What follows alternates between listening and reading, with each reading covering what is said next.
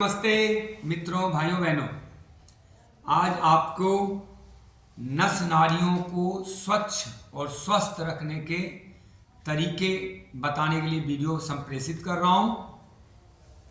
एक ऐसा आपको रामबाण औषधि बताता हूं जिससे नस नाड़ियों से संबंधित जितने भी डिजीज हैं, न्यूरासिथेनिया है, नसों की कमजोरी है, बाइटा आता है पैरों में हमेशा रात दिन, वो ऐंठन जिसको कहते हैं क्रैम्प्स आना है, भीषण दर्द होता है रात में, आदमी ऐसे लगता है भीषण पीड़ा से किसी ने पैर काट दिया हो, या लकवा की शिकायत हो रही बार बार, उसको अटैक कर रहा हो नस नाड़ियों से संबंधित, या मल्टीपल स्क्लेरोसिस जो है MS डिजीज जिसको कहते हैं, उसका केस हो, उसमें मलमूत्र भी अपने छूट जाता, पता नहीं चलता लोगों को। कई लाखों लोग इससे पीड़ित हैं। तो नर्वस सिस्टम, मस्कुलर सिस्टम से संबंधित जितने भी रोग हैं, इवन हृदय तो नर्वस सिस्टम का मेन केंद्र बिंदु है। हृदय से संबंधित जितने भी डिजीज हैं, फेफड़े से संबंधित और इन्फेक्शन संबंधित डिजीज भी इससे क्योर हो जाते हैं, कंट्रोल नहीं क्योर हो जाते हैं। और कुछ ही दिनों में, थोड़े ही दिनों में, लकवा का केस है उसको थोड़ा मसाज करवाइए, हॉट फुट करवाइए। और अगर जिंदा नर्व्स है, उसके कई नर्व्स तो डेड हो जाते हैं, सूख जाते हैं, उसमें खून प्रवाहित नहीं होता, लेकिन जो नर्व्स जिंदा है, जैसे उंगली काटोगे या सुई चुभोगे तो जिन्हें सुई लगता है लकवे के केस में, उनका भी ठीक हो जाता है। थोड़ा नेचुरोपैथी साथ में करने की जरूरत पड़ेगी, भोजन परिवर्तन, वो उस मुद्दे पर बाद में।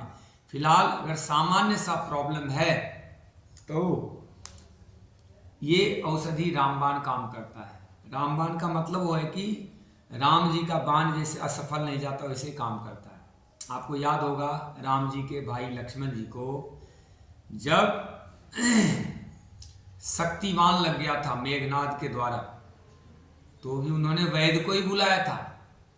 वो चाहते तो एक क्षण में कुछ भी कर सकते थे, तुरंत ठीक करते, लेकिन जो प्रकृति का कानून है भगवान भी उसको मानते हैं। नियम तो आपको ही मानना पड़ेगा। भगवान तो वैद्य के माध्यम से ही ठीक करते हैं, औषधि के माध्यम से ठीक करते हैं, इसलिए मैं औषधि बता रहा हूँ। तो अब मैं वो चीज़ें आपको दिखाने जा रहा हूँ, नाम भी बता दूंगा।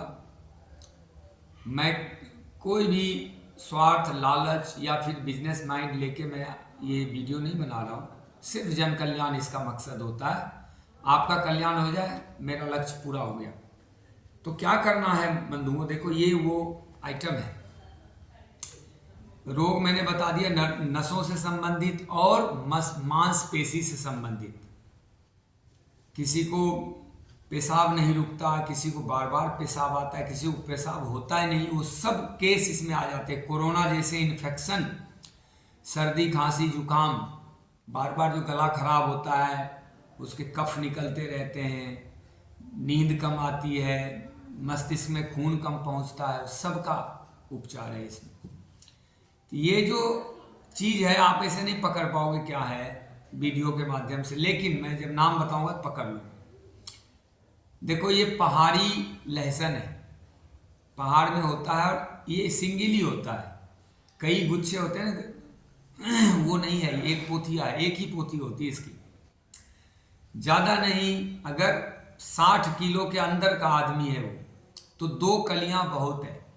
अगर 60 से ऊपर का है तो 3 ले लो, और 100 से ऊपर का है तो 4। ये बॉडी वेट के हिसाब से इसको क्या करना है, टुकड़े टुकड़े काट के रात में पानी में डाल दो, और इतने से पानी में डालना, थोड़े पानी में, सुबह उठते ही उस पानी को गटक जाओ, पी जाओ, हो गया काम।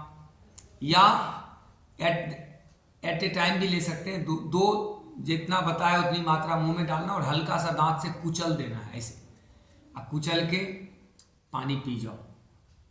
अगर उनको पाचन संबंधी प्रॉब्लम है तो थोड़ा अदरक मिला के लो। अगर कैंसरस डिजीज है, कोई सड़े गले रोग है, लीवर में खराबी हो गई, लीवर में फंगस लग गया, आंतें खराब हो गई हैं, या कहीं पे गलन सड़न हो रहा है, स्किन डिजीज, तो उसमें हल्दी भी मिलाया जाना चाहिए।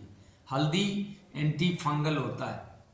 लेकिन अगर सिंपल नस नाड़ियों से और मस्कुलर से संबंधित रोग या गले वगैरह से संबंधित डिजीज है तो 2 से 4 कलियां लहसुन लीजिए, एक पोथिया, और आम मार्केट में मिल जाता है।